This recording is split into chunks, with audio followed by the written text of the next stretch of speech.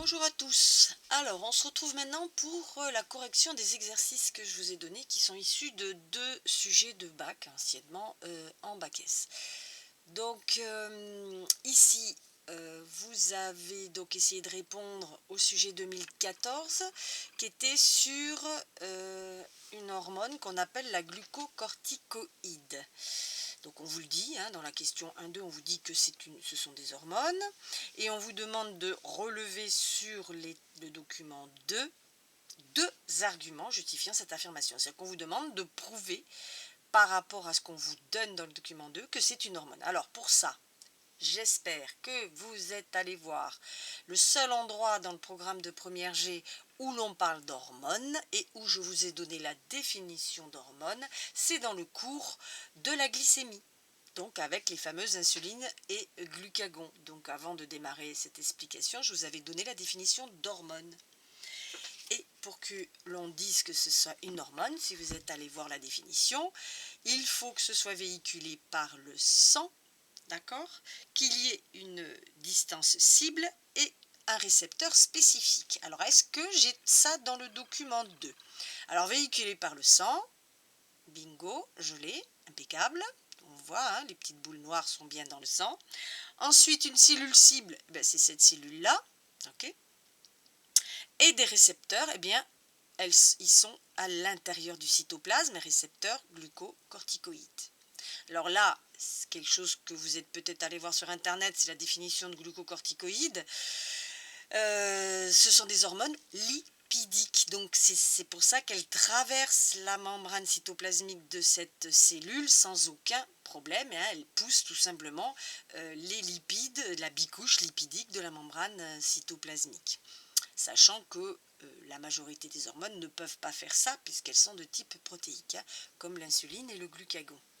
Donc là, on a de la chance, hein, ça se voit, donc on a donc une hormone lipidique. Mais il faut bien qu'elle soit sur un récepteur, donc le récepteur l'attend tranquillement dans le cytoplasme et va la mener à l'intérieur du noyau. Et vous voyez ici qu'elle va donc donner le top départ sur le promoteur donc du gène de la caséine pour que l'ADN se transforme en ARN messager, que l'ARN messager se transforme, sorte bien sûr dans le cytoplasme pour fabriquer la fameuse protéine. Et là on voit la vésicule golgienne qui déverse dans le lait la caséine. Alors, il n'y a pas que ça, il y avait un petit bonus, si vous regardiez cette flèche, c'est-à-dire que cette flèche, c'est que non seulement cette hormone est capable de donner le top départ de la fabrication de la caséine, mais regardez, elle est capable aussi à gauche d'augmenter la durée de vie, c'est-à-dire qu'on va traîner un petit peu, on va permettre à l'ARN messager, avant qu'il soit détruit, de rester un petit peu plus longtemps et donc de fabriquer pendant un bon moment de la caséine. Voilà, donc là c'était la réponse à la question 1-2, un tout petit 0,5 points. Ah non, oui, pardon, j'ai répondu à la question 1-3 du coup. Décrire les étapes de mécanismes de régulation de l'expression des gènes. Voilà, j'ai répondu à tout en même temps. Voilà, donc le premier, c'était facile, c'était la définition d'hormones. Et la 1-3, décrire les étapes de la régulation de l'expression. Donc ça, il suffisait de regarder le schéma et vous aviez l'explication sous les yeux. Donc voilà pour le sujet 2014. Alors le sujet 2011 était sur un parasite qui s'appelle le Plasmodium vivax. Alors il y a plusieurs plasmodiums, hein, ce sont des protozoaires, si vous êtes allé voir un petit coup sur internet. Et ce plasmodium donc rend malade bien sûr beaucoup de gens en Afrique. Et on s'est rendu compte que il y avait des marqueurs donc moins connus qui ont été étudiés, en particulier la fameuse protéine du Phi, présente à la surface des hématies. Et que cette protéine avait donc constitué de 267 acides aminés, et une partie servait de récepteur à ce fameux parasite pour infecter et pour rentrer à l'intérieur des globules rouges. Donc voilà la petite explication. Ensuite, on s'est rendu compte qu'il y avait des populations qui étaient résistantes et qui ne tombaient pas malades avec ce parasite. Et pour cela, on vous donne deux documents, le 3 et le 3b, Et puis après, on vous donne le 4A, le 4B et le 6. Et avec tout ça, vous devez pouvoir répondre à la question 5 et à la question 7. Alors, vous pouvez me dire où est passée la question 6. Je l'ai enlevée parce que c'était sur un autre chapitre, tout simplement. Chapitre des mutations qu'on n'a pas et qu'on aura en terminale G.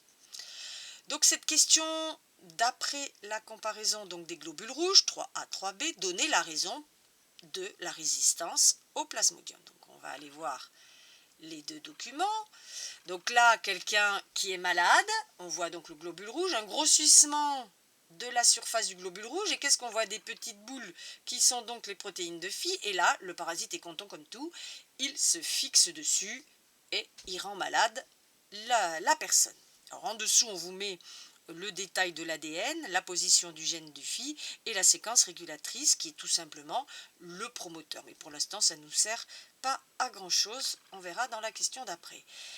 Et la personne qui est résistante, regardez la surface de son globule rouge, j'espère que vous avez trouvé, eh bien il n'y a pas de protéines de Phi, donc il y a eu, on va vous le demander après bien sûr, un petit problème à ce niveau-là, donc il n'y a pas eu fabrication de cette protéine qui servait d'ancrage au plasmodium, donc du coup ces personnes-là sont résistantes. Donc le document 3A et 3B me montre qu'à la surface des globules rouges des personnes malades, je trouve la protéine de Phi, et que sur la surface des globules rouges des personnes résistantes, il n'y a pas fabrication de la protéine. Point. On ne vous demande pas, puisqu'on vous le demande après dans la question 7, d'expliquer pourquoi. Donc là, il suffit pour 0,5 points de dire tout simplement que vous n'avez que donc la protéine de Phi n'est pas sur la membrane des hématies des personnes résistantes. Voilà, c'est tout. Hein, surtout, ne rentrez pas dans le détail puisqu'on vous le demande dans la question 7. Dans la question 7, donc, on vous demande d'abord de regarder le 4A et le 4B et après de donner une hypothèse, voilà, donc c'est votre cours hein, de toute façon, du pourquoi pourquoi la protéine du Phi n'est pas fabriquée. Alors, on va, attention aux yeux, je descends. La protéine, le document 4A,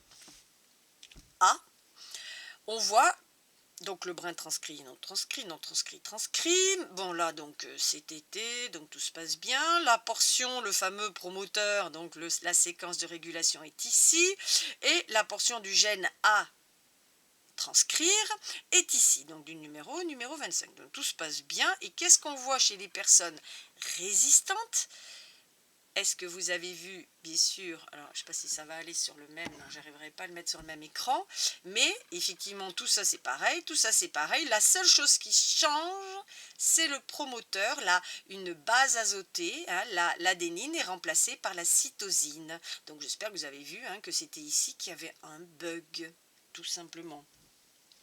Donc, qu'est-ce que vous allez dire? Eh bien, le document 4A et 4B m'indique que la seule différence avec la personne résistante, c'est qu'il y a donc une base azotée au niveau de la séquence régulatrice qui donc a modifié la lecture. Alors, je vous redonne juste le schéma du cours avec la définition. Donc je vous rappelle ici, le fameux promoteur, c'est ce bout d'ADN qui s'appelle tout simplement la séquence régulatrice. On est d'accord? Donc c'est ce fameux bout d'ADN qui a été modifié, dont une base azotée a été modifiée. Voilà, donc vous aviez dans le cours toute la définition du promoteur, donc segment d'ADN non codant, etc. Et on va parler bien sûr du facteur de transcription, mais je repars sur l'exercice. Alors voilà, le document A et B donne juste ça comme information. Par contre là, ils sont super sympas. Ils vous ont donné toutes les explications, au cas où vous n'auriez pas appris votre cours, sur les facteurs de transcription, oui c'est ça, de transcription, les fameux FT qu'on appelle aussi facteurs transcriptionnels. Et on vous explique tout là, donc il suffit de relire tranquillement le texte, de regarder le schéma. Vous voyez, je vous ai mis en noir. Donc ici, je vous l'ai entouré exprès pour que vous voyez que les facteurs de transcription, une fois qu'ils sont activés, se fixent sur le promoteur, ici, et déclenche ici le feu vert de la lecture de l'ARN polymérase. D'ailleurs, on vous l'explique très très bien dans le texte ici que vous avez sûrement lu. Donc, qu'est-ce que c'est que ce document 6? Eh bien, c'est tout simplement du cours. On vous a vraiment donné le cours sur un plateau pour cet examen-là. Bon, c'est vrai que c'est un petit peu compliqué, donc on vous a aidé. Alors, qu'est-ce qu'il y a à répondre à cette question? Parce que comme on vous donne tout, il va falloir quand même que vous le rédigiez correctement.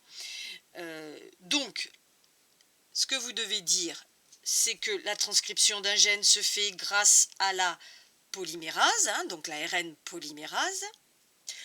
Pour que cette enzyme donc soit activée, eh bien, il faut que les FT se fixent sur le promoteur, donc sur la fameuse séquence régulatrice. Point. Ça, c'est le cours. Et dans le cas étudié, eh bien, qu'est-ce que l'on voit? On voit l'absence de la protéine de Phi, donc de la membrane des globules rouges, parce qu'il y a eu une mutation du promoteur, c'est-à-dire qu'une base azotée a été modifiée. Du coup, le facteur de transcription n'a pas pu se clipser au promoteur et donner le feu vert, l'activation de l'ARN, ici l'ARN polymérase. Donc, pas de protéines. Donc là, vous avez en fin de compte expliqué chimiquement, de façon moléculaire, le pourquoi du comment, c'est-à-dire pourquoi, en fin de compte, comme il n'y a pas d'activation de l'ARN polymérase, il n'y a pas lecture, donc pas d'ARN messager, et donc au final, pas de protéines de Phi. Voilà. J'espère que vous avez trouvé et que mon explication est suffisante. À bientôt.